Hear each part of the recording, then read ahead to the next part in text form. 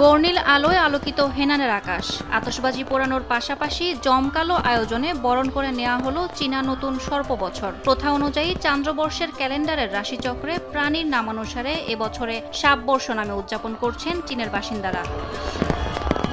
আতশবাজির পাশাপাশি সিংহ নৃত্য এবং বিভিন্ন সর্পাকৃতির মনোমুগ্ধকর প্রদর্শনীর আয়োজন করা হয়। জাঁকজমক এ আয়োজন দেখতে ভিড় করেন হাজারো মানুষ।